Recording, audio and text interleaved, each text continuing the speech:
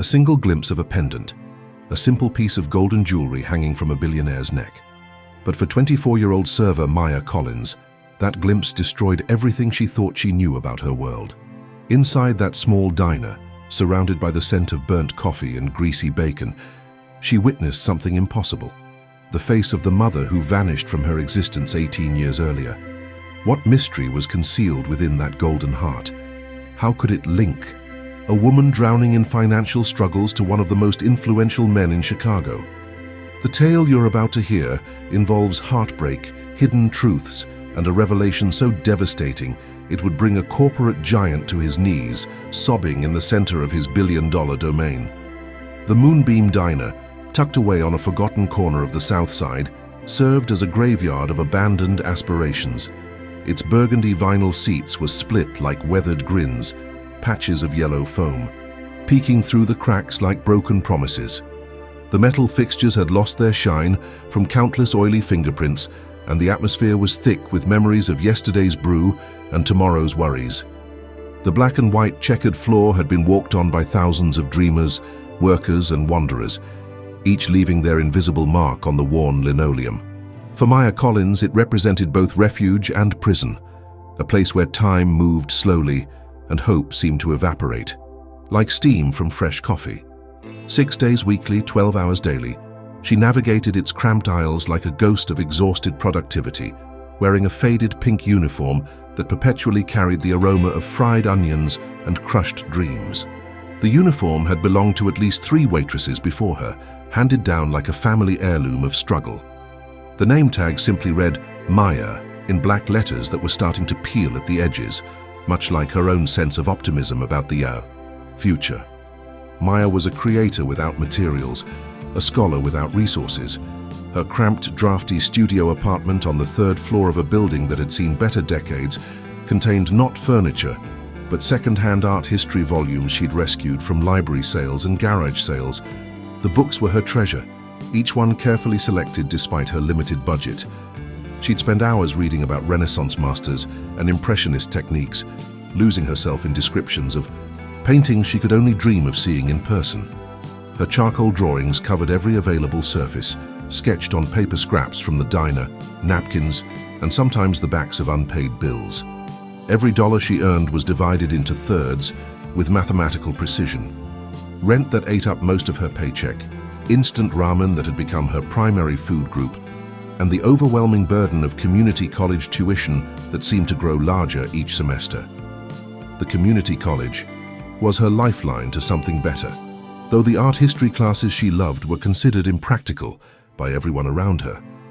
Art doesn't pay the bills, her landlord would say when she was late with rent, but art was the only thing that made her feel alive, the only connection she had to the mother who had vanished without explanation. At 24, she felt ancient, worn down by years of barely scraping by and wondering about the woman who had given birth to her. Youth's lightness had been stolen from her long ago, on a humid Tuesday morning, when her mother Sophia walked out for groceries and never returned. Maya was 6 years old, small enough to still believe that mothers always came back, that the world was a safe place where people didn't just disappear into thin air. She remembered sitting by the window for hours, watching every car that passed, certain that the next one would bring her mother home. All that remained of her mother was one worn photograph stored in a shoebox beneath her bed, along with a few other precious items her father had saved. In the photo, a young woman with a radiant smile and eyes like storm clouds leaned against a merry-go-round horse at what looked like a county fair. Her dark hair flowed in a forgotten breeze, and her expression was pure joy, the kind of happiness that seemed impossible to Maya now. The woman in the photo looked so young, so full of life and possibility. She wore a simple summer dress and held a stuffed animal, looking like any other young mother enjoying a day out with dreams of the future, stretching endlessly ahead of her. That face served as Maya's guiding star, the source of a persistent, aching question that had shaped her entire existence. Who was Sophia Collins really? What had driven her away? Why had she never tried to contact Maya, not even once in 18 years? The questions multiplied in the dark hours before dawn, when Maya would lie awake in her narrow bed, staring at the water stains on the ceiling and wondering if somewhere out there her mother was doing the same thing. Her father, David, had been a decent but broken man, destroyed by the loss of the woman he claimed to love more than life itself. He tried his best to raise Maya alone, working double shifts at construction sites and coming home covered in dust and exhaustion. But David Collins was a man haunted by ghosts, someone who drank to forget and talked to. Photographs when he thought Maya wasn't listening. He'd passed from a massive heart attack when Maya was 16, leaving her completely alone in the world with nothing but questions and that single photograph of the woman who had abandoned them both. "She loved you more than life itself, Maya," he would say during his sober moments, his voice thick with bourbon and grief that never seemed to heal. The world was simply too overwhelming for her. Some people aren't built for the weight of responsibility, baby girl. She was like a bird that needed to fly free. But even as a child, Maya sensed there was more to the story, pieces missing from the narrative that never quite fit together properly. The man at table 7 was an enigma that had been puzzling Maya for months. He had been visiting 3 times weekly for the past 8 weeks, always at exactly 2:30 in the afternoon when the lunch crowd had dispersed and the diner settled into its quiet afternoon lull. This was the dead zone of the restaurant business, when most customers were either back at work or hadn't yet started thinking about dinner. It was when the staff could finally catch their breath, when the coffee grew bitter in the pot and the overhead fluorescent lights seemed to hum a little louder in the relative silence. He appeared older, perhaps in his late 40s, with features that seemed carved from granite and then weathered by years of rain and disappointment. His face told a story of power and isolation, of someone who had seen too much and trusted too little.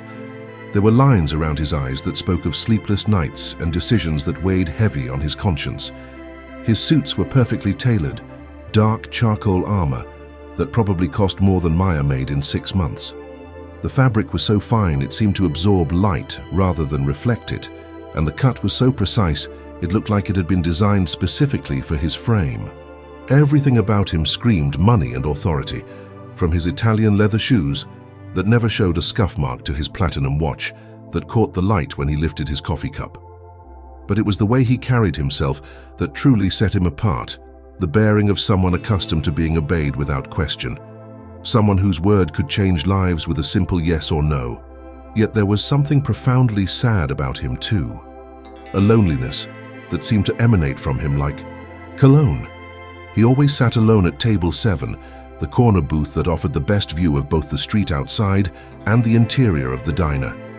Maya had noticed that he positioned himself so he could see everyone who entered or left, like someone who had learned long ago to never sit with his back to a door.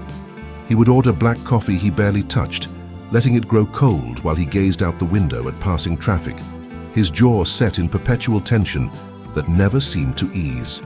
His hands were interesting too, Maya had observed during her many trips to refill his untouched coffee. They were well manicured, but showed the signs of someone who had once worked with them, small scars and calluses that spoke of a past different from his current life. He wore no wedding ring, though there was a pale band of skin on his ring finger that suggested he once had. When he signed his credit card receipts, his signature was bold and confident, the kind of signature that appeared on important documents and million-dollar contracts. The other servers called him Mr. Sterling because of the name engraved on the platinum card he used, but they were all slightly afraid of him. There was something intimidating about his presence, the way he seemed to command attention without saying a word. Maya simply called him Table 7, finding it easier to think of him as a location rather than a person. It helped maintain the professional distance that her job required, though she found herself increasingly curious about his story. He never made eye contact, never said more than "coffee, black," in a voice that was surprisingly warm despite his cold demeanor, and never, ever smiled. Not even the polite, automatic smile that most customers offered when being served. His face remained a mask of controlled neutrality, as if he had trained himself never to reveal what he was thinking or feeling.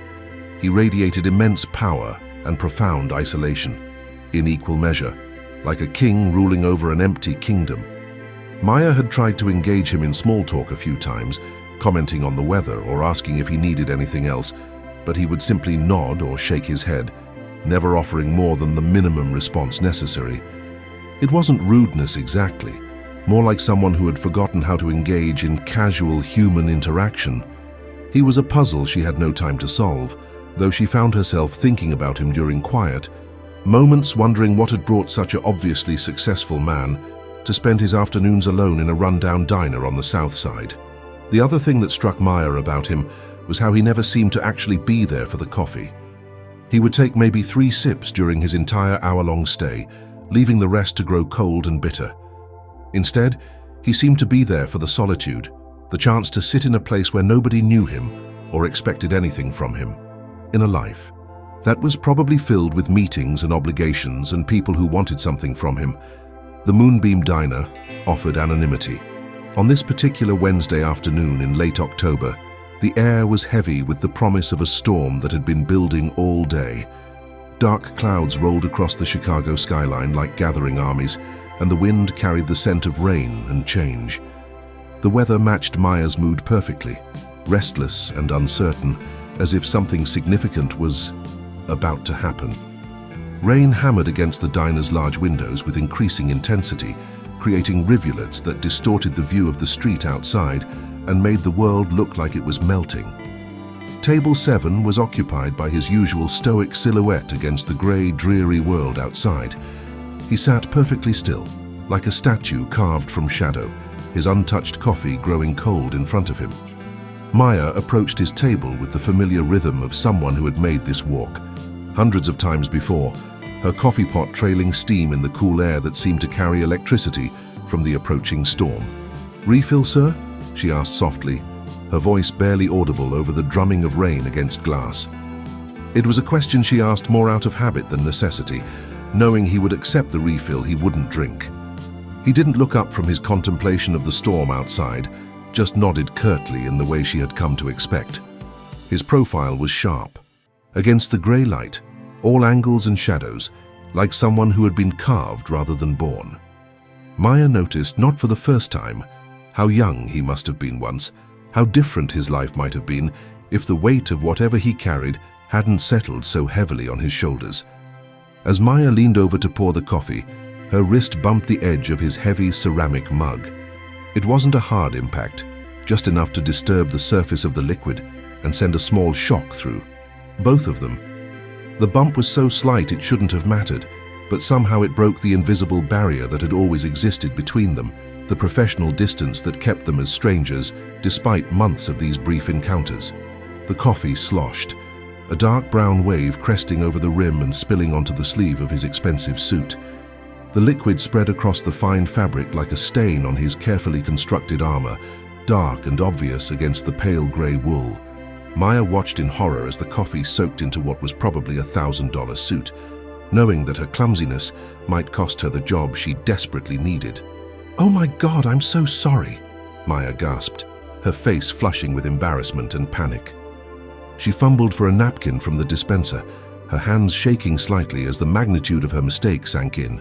"I'm incredibly sorry, sir. Let me get you a towel. I can pay for the cleaning, or replacement, or whatever you need." She expected anger, the kind of cold fury that powerful men were known for when their expensive possessions were damaged by careless service workers. She expected dismissal, perhaps a demand to speak to her manager, maybe even a threat that would cost her the job she couldn't afford to lose. She expected his usual cold silence, amplified by justified irritation at her incompetence. Instead, for the first time in all their months of these brief encounters, he looked directly at her. Really, looked at her, not through her or past her the way people looked at service workers, but at her as if she were a human being worthy of his attention. His eyes, startlingly clear blue like winter sky, widened with something that went far beyond annoyance or irritation. There was recognition in his gaze, a shock that seemed to mirror her own confusion about what was happening between them. "It's fine," he said, his voice a low rumble that seemed to come from somewhere deep in his chest. The words were simple, but there was something different in his tone, a gentleness that hadn't been there before. "Really, it's just a suit." He dabbed at his sleeve with his own napkin, his movements careful and controlled, but Maya could see that his hands were not entirely steady. As he moved to clean the spilled coffee, the front of his suit jacket fell open, revealing the crisp white dress shirt underneath, and something else that made Maya's breath catch in her throat. Twanging. From a thick gold chain around his neck, nestled against the pristine white fabric, was a heart-shaped pendant that seemed to glow in the grey light filtering through the rain-streaked windows. The pendant was clearly antique, the kind of piece that belonged in a museum or a collector's private vault. It was intricately engraved, with swirling patterns that seemed to tell a story in their flowing lines, the work of a master craftsman from an era when jewelry was made by hand, with infinite patience and skill. The gold had the warm, rich color that only came with age, and the chain was substantial, the kind that was meant to last for generations and be passed down as a family heirloom. It was the kind of piece you'd find in an estate sale after someone's grandmother passed away. A relic from another era, when love was declared with grand gestures and precious metals. But it wasn't the pendant itself that made her breath catch and her heart begin to race with a rhythm she couldn't understand. It was the fact that it was open, the two halves of the heart separated to reveal what lay inside like a secret finally exposed to the light. The clasp must have come loose when he moved to clean the coffee spill, the tiny mechanism that kept the pendant closed finally giving way after years of wear. Inside, protected for who knew how many years from the outside world, on the right half of the heart, was a miniature hand-painted portrait no bigger than her thumbnail. The painting was exquisite, done with the kind of skill that took years to master, every detail rendered with perfect precision. It was the face of a young woman with a radiant smile that seemed to light up the small space it occupied. Her eyes were the color of storm clouds, grey-blue and full of life and joy and infinite possibility. Her dark hair appeared to be caught in a gentle wind, giving the impression of movement even in the static medium of paint. The woman in the portrait looked happy, truly happy, in the way that only comes from being deeply loved and having one's love returned in full measure. Maya felt the world tilt on its axis as recognition slammed into her like a physical blow. The face in the pendant was identical to the face in the photograph she kept in a shoebox under her bed, the only image she had of the mother who had vanished from her life 18 years ago. Every detail was the same, from the shape of the eyes to the curve, of the smile to the way the hair fell across the forehead. It was as if someone had taken her mother's photograph and somehow transferred it into this antique pendant, preserving it in gold and time. The coffee pot slipped from Maya's nerveless fingers, crashing to the floor with a deafening shatter that seemed to echo through the sudden, profound silence that had fallen over the diner. Brown liquid and ceramic fragments exploded across the black and white checkered linoleum, like abstract art created from disaster. The crash was so loud and unexpected that every head in the restaurant turned toward the sound, conversations stopping mid-sentence as customers and staff alike tried to understand what had just happened. The few remaining customers turned to stare, their faces showing the kind of curiosity that comes from witnessing someone else's misfortune. Maya could feel their eyes on her, judging her clumsiness and incompetence, but she barely registered their presence. Her boss Rick shouted something from the kitchen, probably demanding to know what she had broken now and how much it was going to cost, but Maya heard none of it, as if the sound was coming from another world entirely. Her entire universe had narrowed to the tiny face in that golden heart, a face that she had memorized in every detail from years of staring at the single photograph that connected her to her lost past. The face from the photograph that sat beside her bed. The face she saw in her own reflection every morning when she brushed her teeth and wondered about the woman who had given her life.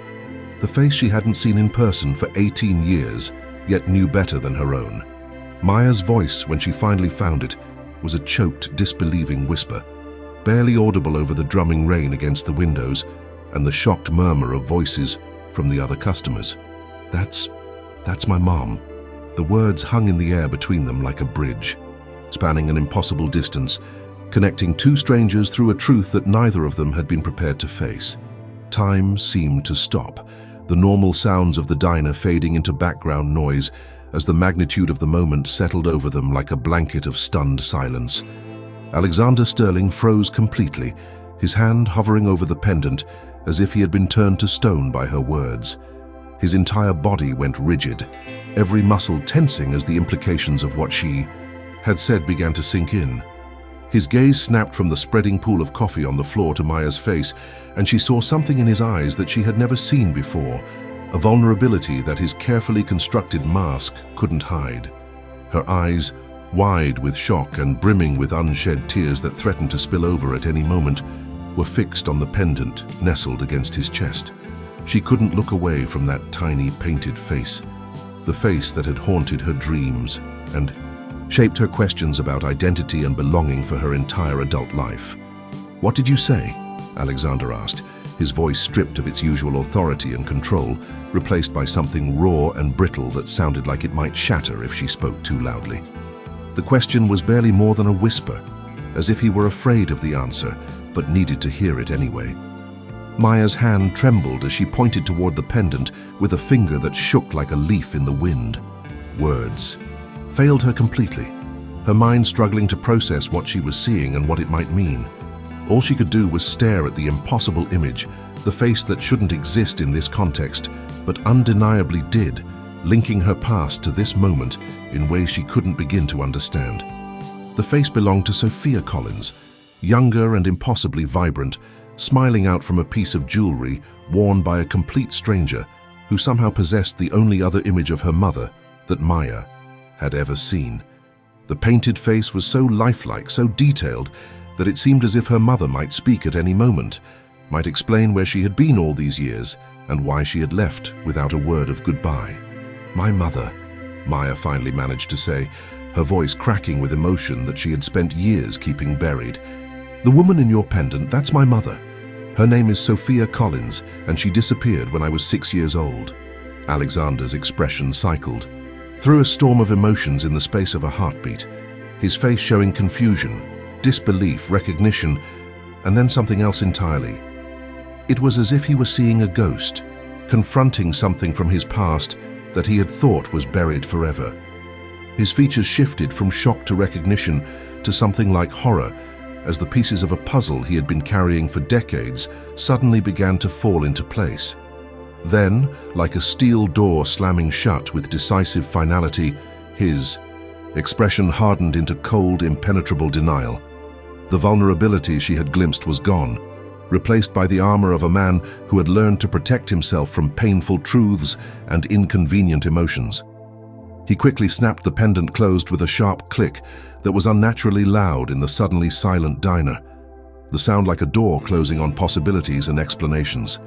He tucked the pendant back under his shirt with a gesture that was both protective and dismissive, hiding the evidence of whatever connection existed between them. His movements were sharp and controlled, like someone who had practice in concealing things that mattered to him from the curious eyes of the world. "That's impossible," he stated flatly, his voice returning to its usual cold authority, as if the moment of vulnerability had never happened. "You're mistaken. You're seeing things that aren't there." "No," Maya insisted, taking half a step forward, despite the ceramic shards. Scattered at her feet, her voice growing stronger as desperation gave her courage. "I'm not mistaken, I'm not seeing things. Her name is Sophia Collins, and I have a picture of her, the only picture I've ever had. It's the same face, exactly the same.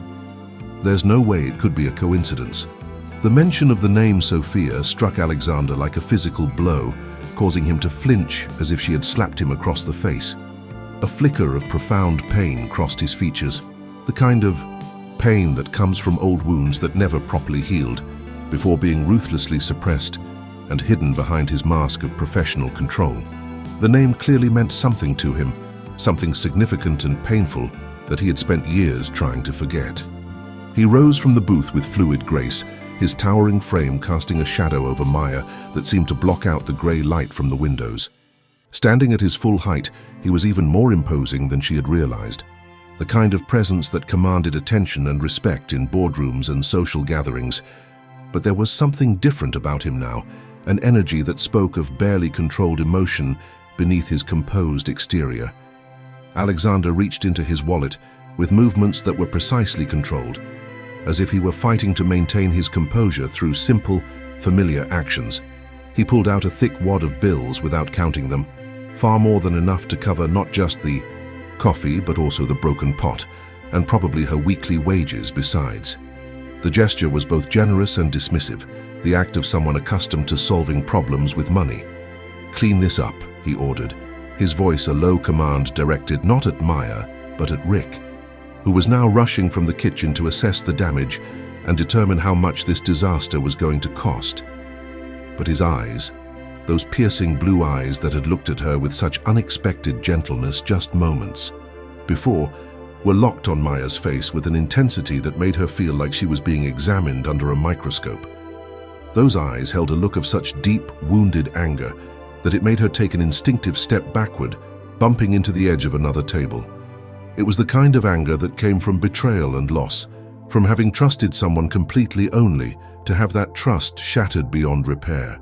But there was something else in his gaze too, something that looked almost like fear, as if she represented a threat to the carefully ordered world he had built around himself.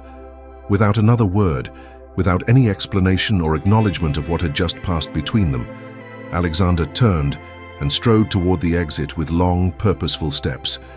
His expensive shoes crunched over the ceramic fragments as if they were obstacles of no consequence, his focus entirely on escape from this moment that had clearly shaken him more than he was willing to admit. The small bell over the door jangled furiously as he pushed it open with perhaps more force than necessary and disappeared into the rain-swept street beyond. The sound seemed to linger in the air like an accusation, the final note of a conversation that had ended before it could truly begin. Maya watched through the rain-streaked window as his dark figure vanished into the grey afternoon, swallowed by the storm as if he had never been there at all. Maya stood motionless in the aftermath, her heart hammering against her ribs like a trapped bird desperate for freedom. The sensation was so intense, she pressed a hand to her chest, trying to calm the frantic rhythm that seemed to echo the pounding of rain against glass. The wad of cash on the table, more money than she usually saw in a week, seemed to mock her with its presence. The mess on the floor, ceramic shards mixed with coffee that was already beginning to stain the ancient linoleum, represented the collision of her ordinary world with something extraordinary and inexplicable. The curious stares of the other patrons felt like spotlights, illuminating her confusion and making her feel exposed and vulnerable. She could hear their whispered speculations about what had just happened, their voices creating a buzz of gossip that would probably follow her for days. But all of it was just background noise compared to the thunderous silence left by Alexander Sterling's abrupt departure. The only thing that felt real, the only thing that mattered in the chaos of broken ceramic and spilled coffee and judgmental stares, was the afterimage of her mother's face, nestled in gold against the heart of a cold, mysterious billionaire. That tiny painted face had looked so alive, so present, that for a moment Maya had felt closer to her mother than she had in 18 years of searching and wondering. "Maya, what in the hell happened here?" Rick's gruff voice broke through her trance like a splash of cold water, pulling her back to the immediate reality of her situation. Rick Patterson was a stocky man in his 50s, with permanently stained apron strings and a kind heart buried under layers of kitchen grease and the frustration of running a business that barely broke even month after month. He surveyed the damage with the practiced eye of someone who had seen every possible disaster that could befall a restaurant, from kitchen fires to customer fights to health. Inspector visits. His expression mixed concern for Maya with worry about the cost of replacing equipment he couldn't afford to lose. He put a heavy hand on her shoulder, his touch warm and paternal despite his gruff exterior. "You okay, kid?" Rick asked, his voice gentling as he took in Maya's shocked expression and the tears that were threatening to spill over. "You look like you've just seen a ghost or something. That guy give you trouble? Because I don't care how much money he's got, nobody treats my girls bad in my place." "I think I did see a ghost, Rick," Maya whispered, her voice so quiet he had to lean in to hear her over the rain and the resumed conversations of the other customers. She sank onto the edge of the booth opposite, where Alexander had been sitting, her legs suddenly unable to support her weight, as the adrenaline began to fade and leave her feeling hollow and shaky.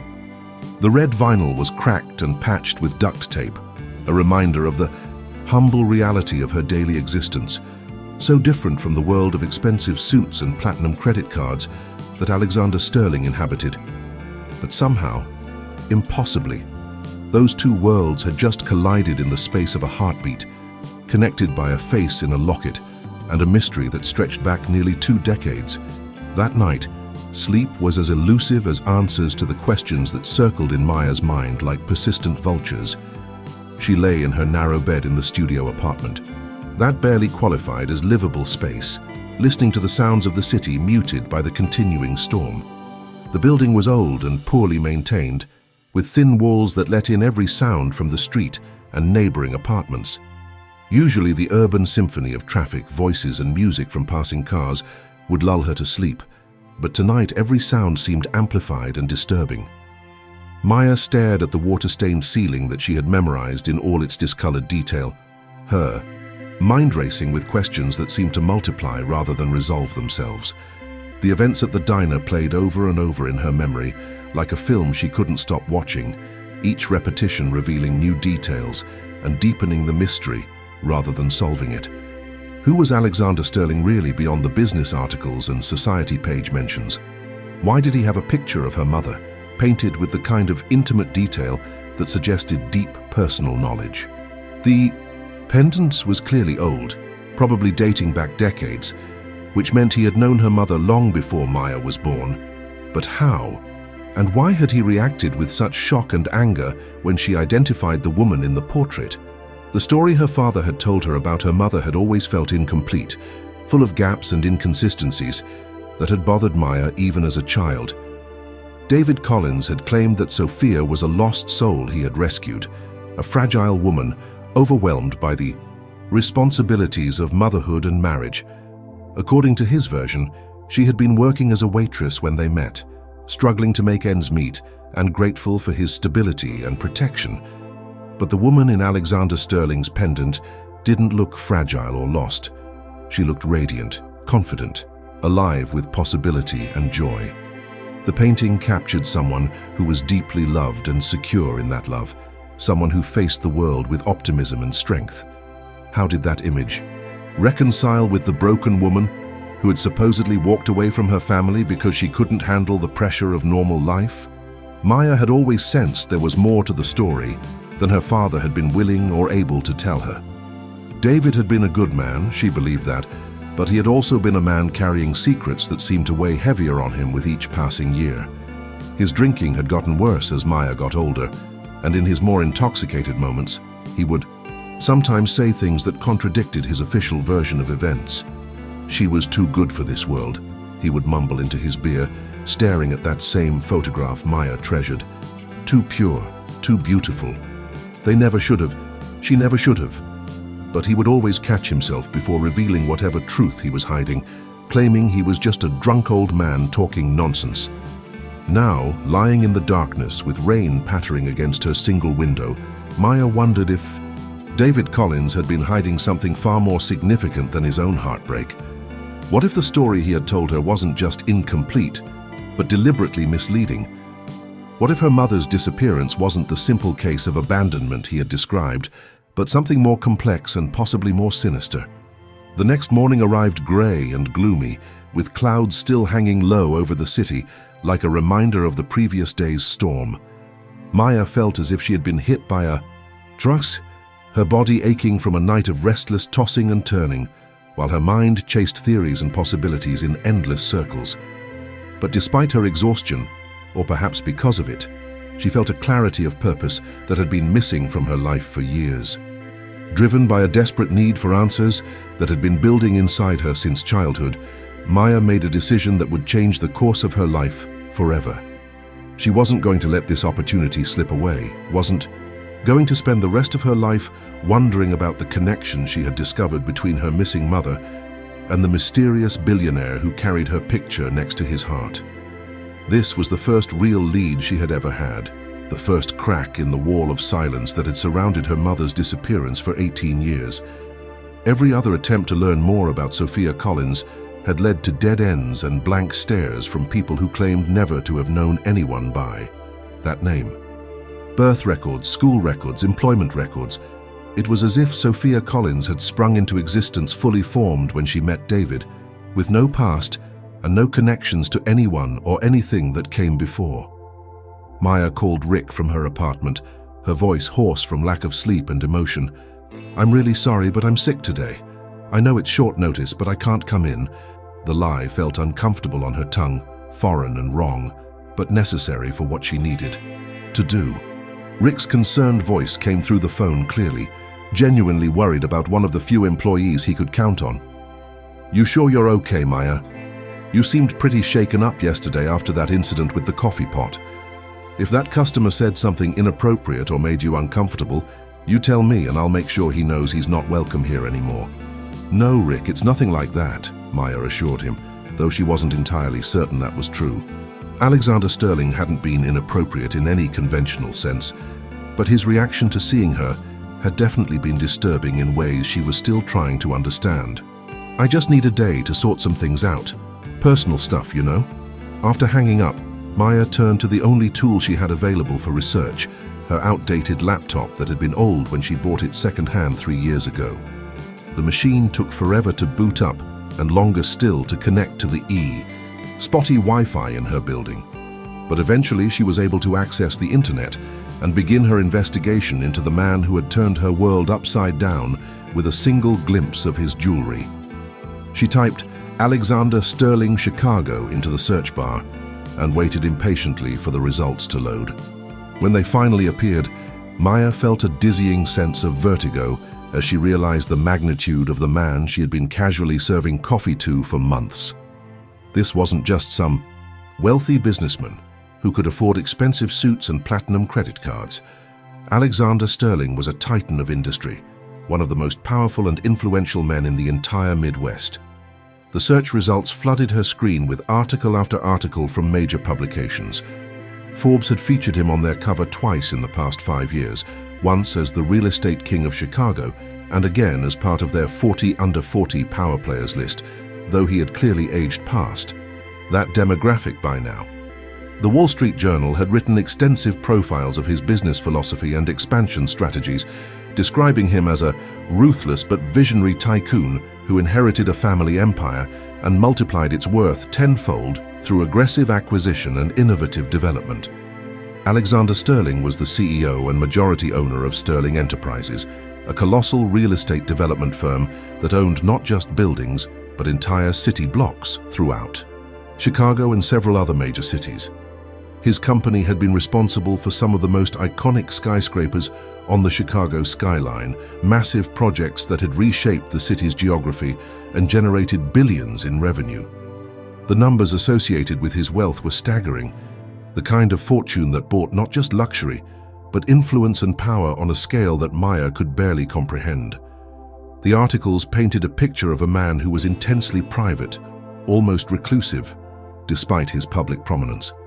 He rarely gave interviews, avoided most social events, and seemed to run his empire from behind a wall of assistants and intermediaries who protected his privacy with almost military efficiency. Business reporters described him as brilliant but cold, someone who could make decisions involving millions of dollars with the same emotional detachment most people brought to choosing what to have for lunch. Several articles mentioned that he was a widower, having lost his wife Victoria in a tragic car accident 7 years earlier. Victoria Sterling had been a prominent socialite, involved in numerous charitable organizations and cultural institutions throughout Chicago. The couple had been married for 12 years, but had no children, a fact that several articles mentioned in passing as if it explained something about Alexander's driven, solitary nature, but nowhere in any of the extensive coverage of Alexander Sterling's life and business empire was there any mention of a woman named Sophia Collins, or Sophia Rodriguez, or any Sophia at all. The absence was so complete it felt deliberate, as if entire chapters of his life had been systematically erased from the public record. Maya scrolled through dozens of images accompanying the articles, studying each photograph with the intensity of a detective examining evidence. There was Alexander at charity galas, looking uncomfortable in his tuxedo despite its perfect fit, standing slightly apart from other guests as if he were attending under protest. There he was, cutting ribbons on new skyscrapers, his expression serious and businesslike even during what should have been celebratory moments. Photo after photo showed him with politicians, celebrities and other business leaders, but in every single image, he maintained the same guarded, unsmiling expression Maya had become familiar with during his visits to the diner. He was a fortress of a man, someone who had learned to protect himself from the world through wealth, power and carefully maintained emotional distance. But fortresses, Maya knew from her art history studies, were built to keep people out, which meant there was something inside worth protecting. His company, Sterling Enterprises, was headquartered in a gleaming tower of glass and steel in downtown Chicago's financial district, one of those buildings that dominated the skyline and made ordinary people crane their necks to see the top. It was a world away from her South Side diner, existing in a realm of power and privilege that might as well have been on another planet. Under normal circumstances, Maya Collins had no business being anywhere near such a place. No reason to walk through its marble lobby or ride its high-speed elevators, but these weren't normal circumstances, and Maya was no longer the same person who had gone to work yesterday morning expecting nothing more than another ordinary day of serving coffee and wiping down tables. She looked at the faded photograph of her mother that she had taken from its shoebox, studying Sophia's smiling face with new eyes now that she knew another version of that same face existed, painted with loving detail and carried close to the heart of one of the most powerful men in Chicago. Sophia's eyes seemed to encourage her from across the years, as if her mother was silently urging her to be brave, to ask the hard questions, and demand the answers that had been denied to both of them. For 18 years, Sophia had been nothing more than a ghost, a question mark, a source of pain and wondering that had shaped Maya's entire identity.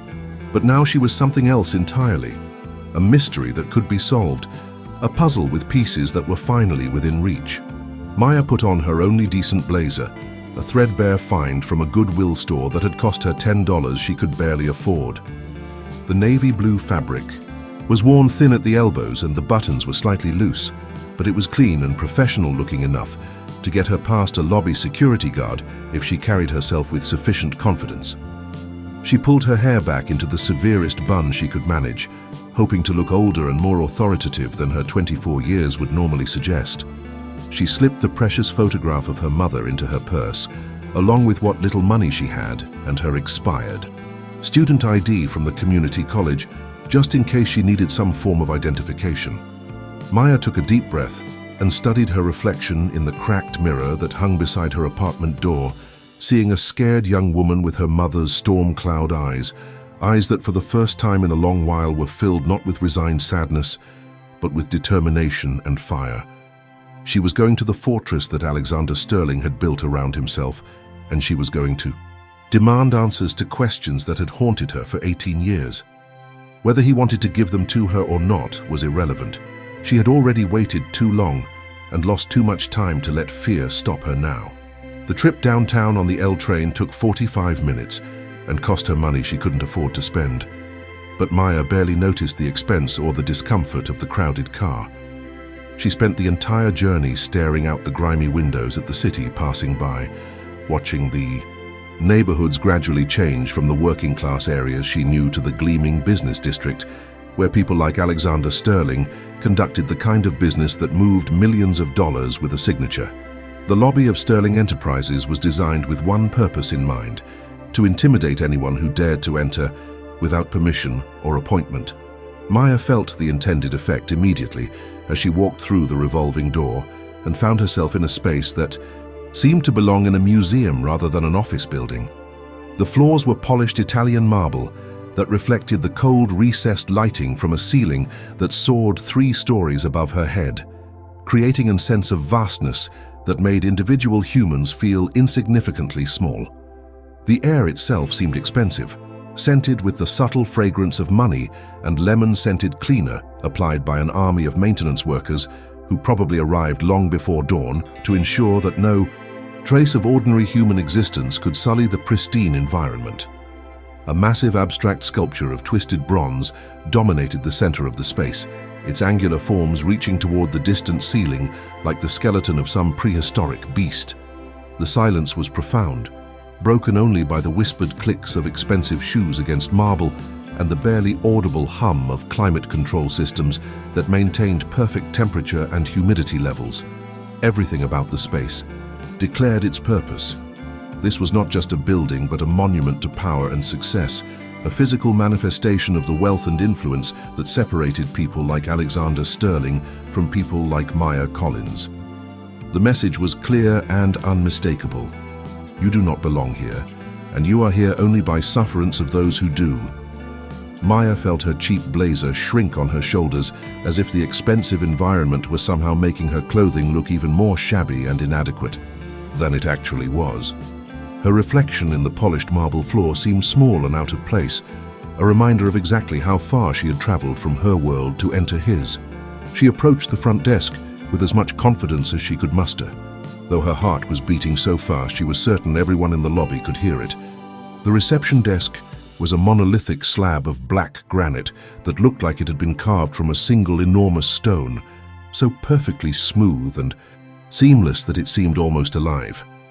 Behind it sat a woman who looked more like a fashion model than a receptionist, her appearance so flawless and carefully maintained that she might have stepped out of a magazine advertisement. The receptionist's expression was a masterpiece of professional courtesy mixed with subtle disdain, the kind of look that rich people's employees perfected to make clear that they were gatekeepers of exclusivity. Her makeup was impeccable, her hair styled in a way that probably cost more than Maya's monthly rent, and her clothes were clearly designer pieces chosen to complement the expensive environment rather than express any individual personality. "Can I help you?" the receptionist asked, her voice as crisp and cool as the air conditioning. Each word precisely enunciated to convey polite helpfulness, while simultaneously suggesting that Maya was probably in the wrong place and should consider leaving. "Yes," Maya said, fighting to keep her voice from trembling and betraying the nervousness that threatened to overwhelm her courage. "I'm here to see Mr. Alexander Sterling. I need to speak with him about a personal matter." The receptionist didn't even bother to consult a computer screen or appointment calendar. She simply raised one perfectly sculpted eyebrow in an expression that managed to convey both amusement and dismissal in a single gesture. The idea that someone like Maya could simply walk in off the street and expect to see Alexander Sterling was clearly so absurd that it didn't warrant serious consideration. "Do you have an appointment?" the receptionist asked, though her tone made it clear that she already knew the answer and was only asking to make Maya acknowledge her own presumption. "No, I don't have an appointment," Maya admitted, feeling heat rise in her cheeks as embarrassment warred with determination. "But this is extremely urgent. It's about something that happened a long time. Hago, something that involves both of us. If you could just tell him that Maya Collins from the Moonbeam Diner needs to speak with him, I think he'll want to see me." A flicker of genuine amusement crossed the receptionist's face before being smoothed away by professional training. The idea was clearly ludicrous to her, a waitress from a South Side diner demanding to see one of the most powerful men in Chicago, claiming some mysterious connection that couldn't possibly exist. It was the kind of story that would probably be repeated as office gossip for weeks, another example of how delusional ordinary people could be about their own importance. "I'm sorry, but that's not possible," she said, her tone taking on a note of finality that suggested the conversation was over. "Mr. Sterling doesn't take unscheduled appointments under any circumstances. If you'd like to leave a written message, I can see that it reaches his assistant, who will determine if it warrants a response." The receptionist had already dismissed Maya mentally, her eyes drifting to a blinking light on her console that indicated other, more important calls requiring her attention. The message was clear. This was as far as Maya would get, and any further persistence would only result in embarrassment and possibly security intervention. "No, you don't understand," Maya said, her voice rising slightly as frustration and desperation combined to overcome her natural shyness. "This isn't about business or money or anything like that. This is personal family stuff, things that go back years and years. If you could just give him my name, just tell him Maya Collins needs 5 minutes of his time, I promise you he'll want to see me." Maya's raised voice and increasingly insistent tone attracted the attention of a security guard who had been stationed discreetly near the elevator bank. He was a large man in his 30s, wearing a sharp suit that couldn't quite conceal the bulk of someone who spent serious time in the gym. He had the kind of alert, professional demeanor that suggested military or police background, someone trained to assess and neutralize potential threats before they could escalate into actual problems. The guard began moving toward the reception desk with purposeful steps, his hand casually positioned near what was probably a radio or panic button. The situation was clearly escalating beyond what the receptionist was comfortable handling, and Maya realized with growing panic that she was about to be escorted from the building before she had any chance to accomplish what she had come here to do. Just as the security guard reached the desk and opened his mouth to address Maya, a man in an impeccably tailored suit emerged from one of the corridors behind the reception area.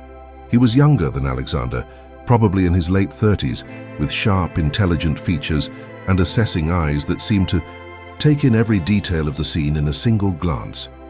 Unlike Alexander's rough-hewn masculinity, this man had the polished appearance of someone born to wealth and privilege, educated at the best schools, and trained from childhood in the art of wielding power with subtlety and precision.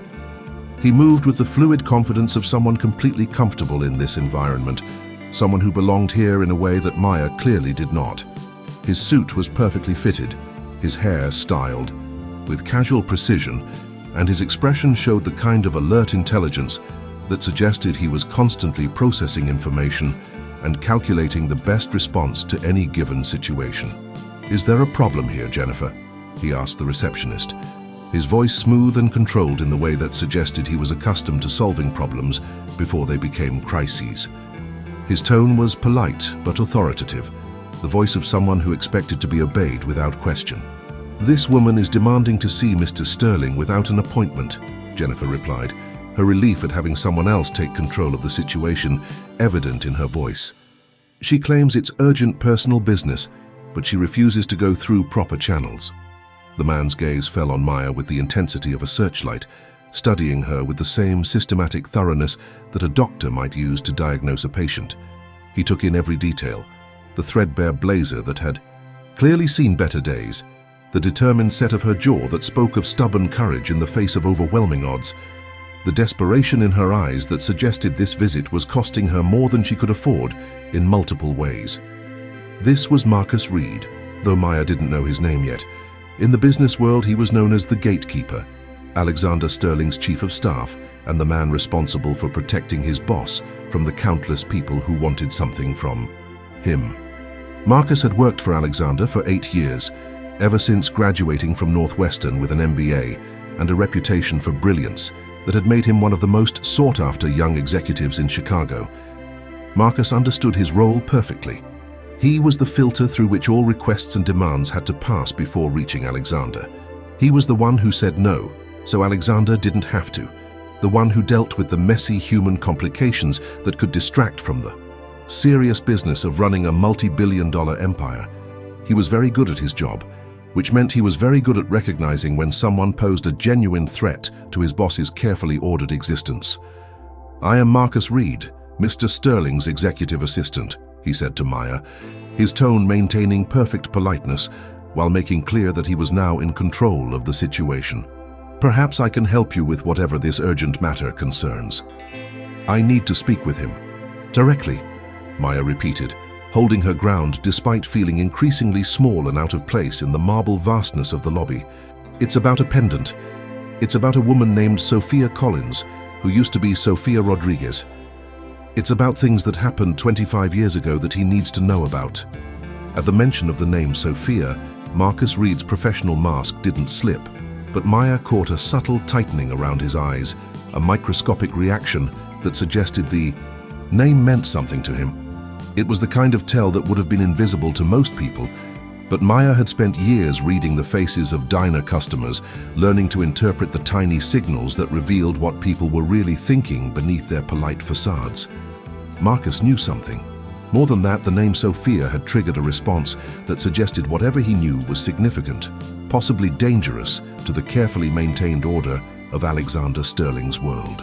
Maya felt a surge of hope, mixed with apprehension as she realized she had found a crack in the armor of professional dismissal. "I'm afraid Mr. Sterling is in back-to-back meetings for the remainder of the day," Marcus said, the lie flowing smoothly off his tongue with the ease of long practice. "His schedule is completely booked through the end of the week, actually. If you leave your contact information with Jennifer, I will see that he gets your message when his schedule permits." It was a masterful brush-off, expertly delivered with just enough courtesy to avoid giving offense while making absolutely clear that no meeting would be taking place. Marcus had obviously had years of practice in turning away people who thought they deserved Alexander Sterling's time and attention. The message was unmistakable. Maya was being politely but firmly shown the door. Maya felt a wave of despair wash over her as she realized how naive she had been to think she could just walk into this place and demand an audience with one of the most powerful men in Chicago. To them, she was exactly what she appeared to be, a working-class waitress with delusions of importance, someone whose problems were too small to register on the radar of people who dealt with issues involving millions of dollars and international corporate strategy. She had played her only card, mentioned the one name that might get Alexander Sterling's attention, and it hadn't been enough. In a few moments, the security guard would escort her from the building, and she would return to her ordinary life, with nothing but more questions and the bitter knowledge that she had come so close to answers, only to have them slip through her fingers. But Maya Collins had inherited more than her mother's eyes and smile. She had also inherited a stubborn streak that refused to accept defeat when something important was at stake. Instead of turning to leave, she reached into her purse and pulled out the one piece of evidence she possessed, the only proof that her connection to Alexander Sterling was real and significant. Her fingers closed around the worn edges of the photograph that had been her most precious possession for as long as she could remember. The colors had faded over the years and the edges were soft with handling, but the image itself remained clear. Her mother as a young woman, radiant with happiness, leaning against a carousel horse with her hair, catching the wind and her smile lighting up the frame. Maya pulled the photograph from her purse and slid it across the cold granite surface of the reception desk toward Marcus Reed, her hand trembling slightly as she released her hold on the only tangible connection she had to her mother's past. "Show him this," she said, her voice shaking but clear, each word carefully chosen for maximum impact. "Please, just show him this picture. Tell him it's from Sophia's daughter and that she's been looking for answers her whole life. If he still won't see me after that, I'll leave and never come back. I promise I won't bother him again. But please, just show him the picture first." Marcus Reed glanced down at the faded color photograph, and Maya watched his face carefully for any reaction that might tell her whether she had made the right choice. For a moment, his expression remained professionally neutral, the practiced blank mask of someone trained never to reveal what he was thinking. But then his gaze focused on the image, really seeing it for the first time, and something shifted in his features. Maya saw his eyes widen slightly as he took in the details of the photograph, the young woman's face, the setting, the obvious care with which the image had been preserved despite its age. His gaze lingered on Sophia's face with an intensity that suggested recognition, as if he were seeing someone he had heard about but never expected to encounter in any form. Marcus picked up the photograph carefully, handling it with the kind of gentle precision reserved for fragile or valuable objects. His fingers barely touched the edges, as if he understood that this piece of paper represented something precious and irreplaceable to the young woman standing in front of him. "Wait here," he said, his voice carrying a different quality than it had before, less dismissive and more uncertain. His expression was unreadable, but Maya sensed that something fundamental had shifted in the dynamic between them. "I'll be right back." Marcus turned and disappeared down the corridor he had emerged from, taking Maya's photograph with him and leaving her alone in the vast, intimidating lobby, with nothing to do but wait and hope that she had made the right decision. The security guard remained nearby, watching her with professional alertness, while Jennifer, the receptionist, pointedly ignored her and focused on answering phones and managing appointments for people who actually belonged in Alexander Sterling's world. Every minute stretched into an eternity as Maya stood there, her heart pounding a frantic rhythm against her ribs while her mind raced through all the possible outcomes of what she had just done. She felt exposed and vulnerable without her mother's photograph, as if she had just handed over a piece of her own identity to a stranger and could only hope he would treat it with the respect it deserved. The lobby continued its quiet hum of expensive activity around her. Important-looking people in expensive clothes moving through the space with the confidence of those who belonged, while Maya remained frozen in place like a statue of anxiety and desperate hope.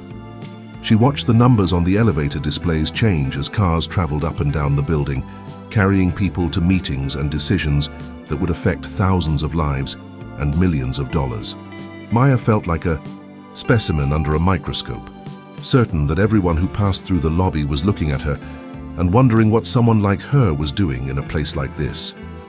Her cheap blazer seemed to grow more threadbare by the minute, her entire appearance marking her as an intruder in this world of marble and money and carefully maintained exclusion.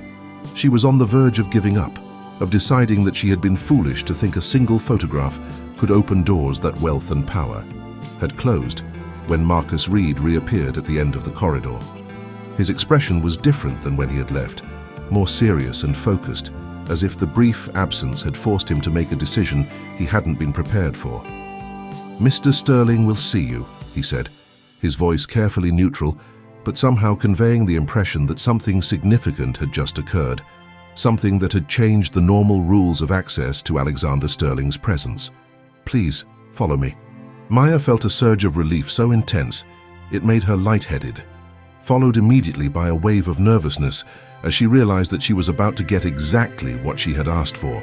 In a few minutes, she would be face to face with Alexander Sterling in his own environment, with no witnesses and no protection, except her own determination to finally learn the truth about her mother's past. Marcus led her through a series of pristine white corridors that seemed designed to disorient visitors and emphasize the power of their destination. The walls were lined with abstract art that probably cost more than Maya would earn in several lifetimes, and the carpet was so thick and luxurious that their footsteps were completely silent. Everything about the environment reinforced the message that this was a realm of power and privilege far removed from ordinary human concerns. They finally reached a bank of private elevators, and Marcus used a key card to summon one of the cars. The elevator was as luxurious as everything else in the building, with polished brass fixtures and mirrors that reflected their ascent in infinite repetition. They rode up in complete silence, the only sound the soft whoosh of their movement through the building's core, toward whatever awaited Maya in Alexander Sterling's private domain. The doors opened directly into a vast corner office that seemed to float above the city like a command center for someone who owned significant portions of what lay below. 3 of the walls were floor-to-ceiling glass that offered a breathtaking, godlike view of Chicago, stretching away in all directions. Maya could see Lake Michigan in the distance, its blue surface glittering under the afternoon sun, and the geometric patterns of streets and buildings that made up one of America's greatest cities. The 4th wall was lined with books, thousands of volumes arranged on shelves that reached from floor to ceiling, suggesting intellectual interests that went far beyond the narrow focus of business and finance. Maya caught glimpses of titles on philosophy, history, literature, and art, the kind of collection that represented a lifetime of serious reading and thinking about subjects that had nothing to do with quarterly profits or stock prices. The desk was a massive piece of dark, polished wood that looked like it had been carved from a single enormous tree, its surface empty except for a sleek laptop that probably contained information worth millions of dollars and a single framed photograph positioned so that only the person behind the desk could see its contents. The photograph was turned away from the rest of the room, private and personal, in a space that was otherwise designed for business and the exercise of power. Alexander Sterling stood by the wall of windows with his back to the door, looking down at the city he had helped shape through decades of development and investment. His silhouette was motionless against the brightness of the afternoon sky, and he didn't turn when Maya entered the office. From this angle, he looked like a statue commemorating the power of wealth and ambition, perfectly still and seemingly lost in contemplation of his domain. The silence in the office was profound, broken only by the whisper-quiet hum of climate control systems that maintained perfect conditions for comfort and concentration.